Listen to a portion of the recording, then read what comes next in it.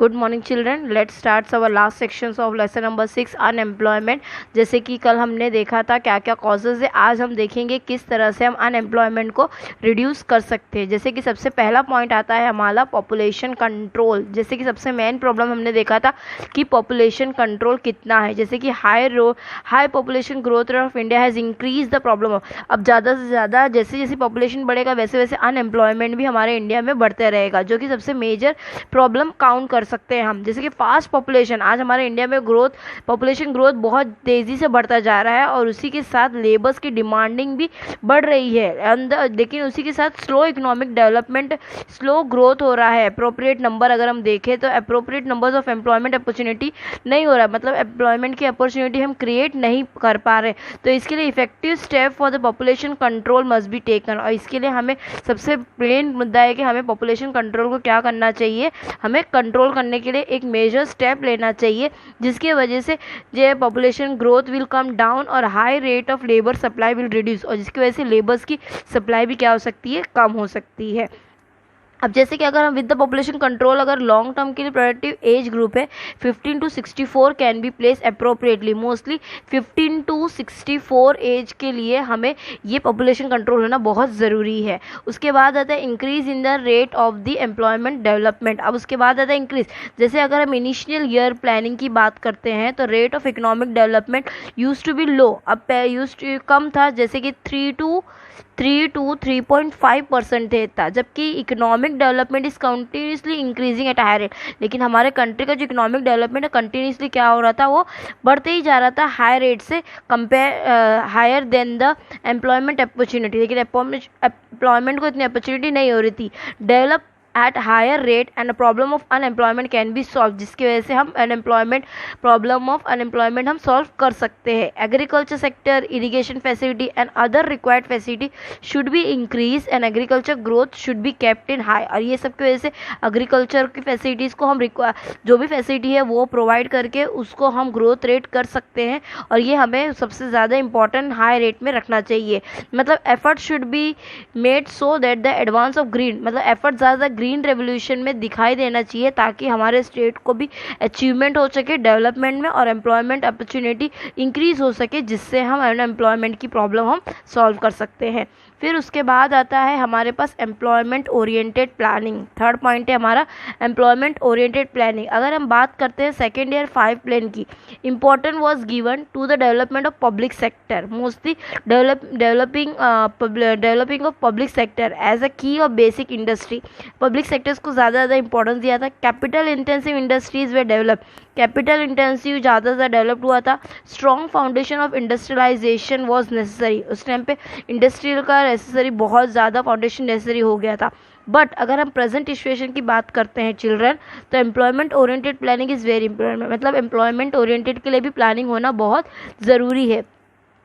State has encourage the consumer good, labour intensive industry, small और medium scale industry है, बहुत सब industries को क्या किया, इंकरेज किया आगे development. But because of all this industry require less capital, जिसके वजह से उनको लेस कैपिटल की ज़रूरत पड़ी और जनरेट मोर एम्प्लॉयमेंट किया, और साथ ही साथ इस्टेब्लिशमेंट और डेवलपमेंट क्या होता गया, धीरे धीरे बढ़ता गया एम्प्लॉयमेंट ओरिएंटेड इंडस्ट्री, और कंज्यूमर गुड भी साथ ही साथ बढ़ा और एम्प्लॉयमेंट इंक्रीज हुआ और इकोनॉमिक स्टेबिलिटी ऑल्सो अचीव कर लिया उन लोगों ने। तो ये सब चीज़ें ऐसी चीज़ें ना चिल्ड्रन ध्यान रखनी चाहिए, मतलब अगर गवर्नमेंट इंकरेज कर रही है कंज्यूमर के गुड्स को, स्मॉल में बी इंडस्ट्रीज़ को, क्यों, ताकि हमारा इकोनॉमिक डेवलपमेंट बढ़ सके। लेकिन अगर हम उसको सही ढंग से नहीं करेंगे, स्टेबिलिटी नहीं रखेंगे, तो हम कोई भी अचीवमेंट नहीं कर सकते हैं। फिर उसके बाद आता है हमारा एम्प्लॉयमेंट ओरिएंटेड एजुकेशन। एजुकेशन, जैसे कि अगर हम पढ़ाई की बात करते हैं तो present education system is responsible for unemployment. आज का जो एजुकेशन है वो अनएम्प्लॉयमेंट के लिए सबसे बड़ा प्रॉब्लम है। Present education system only provide bookish, present आज हम क्या कर रहे हैं, सिर्फ बुक का नॉलेज ही प्रोवाइड कर रहे हैं, just and produce the clerk. So after beginning graduated in commerce and management field, individual does not become capable. उन लोग कितनी भी कॉमर्स की पढ़ाई, लेकिन फिर भी केपेबल नहीं है सेल्फ एम्प्लॉयड। सो लॉन्ग आगे की पीरियड के लिए, लंबे समय के लिए हमें क्या करना चाहिए, दे हैव टू रिमेन, उसकी वजह से वो क्या हो जाते हैं, अनएम्प्लॉयमेंट रहते हैं। तो उस सिचुएशन को चेंज करने के लिए ज़रूरी है कि उन्हें वोकेशनल मतलब एक्स्ट्रा एजुकेशन दी जाए regarding trade, commerce, business, agriculture, ये सब चीज़ों के लिए, ताकि वो अपना सिस्टम अच्छे से कर सके और जितना उनको एजुकेशन काम आएगा वो एजुकेशन के हिसाब से वो अपना आगे का अनएम्प्लॉयमेंट जो है वो चीज़ कम कर सके। In India, to solve the problem of unemployment and to increase the capability to gain employment, revolutionary change ज़रूरी है और एजुकेशनल फील्ड में तो बहुत ज़रूरी है ताकि हम चेंजेस ला सकें। अगर हम बात करते हैं एट प्रेजेंट एजुकेशन पॉलिसी की, if I talk to you regarding education policy 2015, collaboration with industry was develop, industry के साथ डेवलप्ड हुआ, अपॉर्चुनिटी मिली और एग्रीकल्चर्स को ज़्यादा इंपॉर्टेंस दिया गया, but which should also include the, लेकिन साथ पब्लिक सेक्टर में है लेकिन इसमें साथ प्राइवेट सेक्टर को भी ऐड करना चाहिए था। फिर उसके बाद आता है development of cottage and small scale industry, छोटी छोटी इंडस्ट्रीज और कॉटेज में, जैसे cottage and small sector have a capacity to create employment करते लाते हैं उन लोग, लेकिन लो इन्वेस्टमेंट के साथ। Provide employment to one person, low क्या पे एक इंसान को नौकरी देते हैं लेकिन कम पैसा देते हैं और रिक्वायरमेंट ज़्यादा करते हैं as compare to big industries की कंपेयर में उनको पैसा कम मिलता है लेकिन काम ज़्यादा होता है। So with the development of this type of industry problem of unemployment can be solve, लेकिन फिर भी उनको एटलीस्ट कम से कम जॉब तो हम दे रहे हैं, वो चीज़ का ध्यान होना चाहिए। तो वो चीज़ है, तो so development of cottage and small scale industry should be accepted as a best alternative, मतलब कॉटेज और ये जो स्मॉल स्केल इंडस्ट्री है ना, उनको एक अल्टरनेटिव में हम यूज़ कर सकते हैं ताकि कोई भी प्रॉब्लम ना हो सके और हम जितना हो सके ज़्यादा जो इंपॉर्टेंट मेजर्स है उसकी मदद से हम डेवलपमेंट कर सकते हैं। फिर उसके बाद आता है extensions of infrastructure facility. Indian rural area have less employment, अब रूरल एरिया में क्या होता है, लेस एम्प्लॉयमेंट अपॉर्चुनिटी मिलती है कंपेयर टू अर्बन, और main reason for this is poor infrastructure facility. इसका मेन रीज़न क्या है, अच्छी फैसिलिटी नहीं है। तो गवर्नमेंट को अपनी फैसिलिटी एक्सटेंड करनी चाहिए, जैसे एजुकेशन हुआ, हेल्थ है, हाउसिंग है, इलेक्ट्रिसिटी है, ये जो बेसिक नीड्स हैं लोगों की वो प्रोवाइड करेंगे तो उनका भी लेवल बढ़ता है और अनएम्प्लॉयमेंट वहाँ से भी कम हो सकती है। ओके फिर उसके बाद आता है लास्ट में speed and expansion of green revolution. साथ ही साथ ग्रीन रेवोल्यूशन का भी ध्यान होना चाहिए क्योंकि आज हमारा ज़्यादा से ज़्यादा लोग एग्रीकल्चर पे डिपेंड होते हैं। तो solution of high dependence of population on agriculture and a capability of shipping of the surplus people to another sector has not become flexible.